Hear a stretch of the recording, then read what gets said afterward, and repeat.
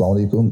Sentence correction rules का आज हमारा 70 रूल है और आज हम डिस्कस करेंगे कि एपोस्ट्रोफ क्या होता है और ये वर्ब के साथ कैसे एग्री करता है। चलिए देखते हैं। वो बता रहे हैं द रिपीटेशन ऑफ वर्ड और phrase in a sentence is called apostrophe. यानी कि किसी भी सेंटेंस के अंदर अगर हम रिपीटेशन करते हैं किसी वर्ड के या किसी फ्रेज का तो उसको हम बोलते हैं एपोस्ट्रोफ। अभी देखते हैं कि ये रिपीटेशन किस किस्म का होता है। ये इस तरह होगा कि year after year, days after days, trials and tribulation, यानी कि एक ही वर्ड को आप रिपीट कर रहे हैं या उसी वर्ड के सिनोनिम को आप रिपीट कर रहे हैं। अब इस रिपीटेशन का मकसद क्या होता है?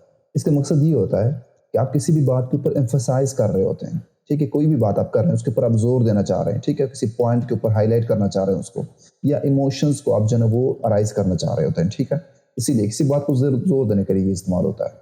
अब अगर इसका हम सेंटेंस देखें तो वो बता रहे हैं कि year after year the river brings fertile soil to the field.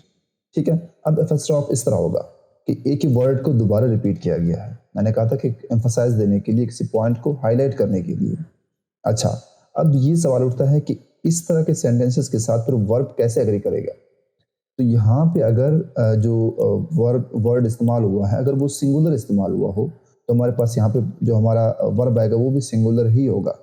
लेकिन अगर ये प्लूरल इस्तेमाल हुआ हो तो वर्ब भी प्लूरल आएगा। अब इस केस में ये सिंगुलर हमारे पास ईयर आया हुआ है तो वर्ब जो आएगा वो भी क्या आएगा? सिंगुलर वर्ब ही आएगा। इसी तरह सेकंड सेंटेंस में देखते हैं, वो कहते हैं days after days were spent exploring the ancient triumphs. अब यहाँ पे देखिए डेज की बात हो रही है, प्लूरल की बात हो रही है दोनों में, तो यहाँ जो वर्ब आ रहा है वो भी क्या आ रहा है? वो भी प्लूरल ही आ रहा है। ठीक है, अब ये सवाल उठता है कि इस तरह के वर्ड्स को कंबाइन कौन सी चीज़ करेगा? क्या चीज़ उनको कंबाइन करें कि बीच में क्या आ रहा है? उनके बीच में जो आ रहा है, पहले वाले के केस में भी प्रीपोजिशन आ रहा है और दूसरे वाले में भी प्रीपोजिशन ही आ रहा है।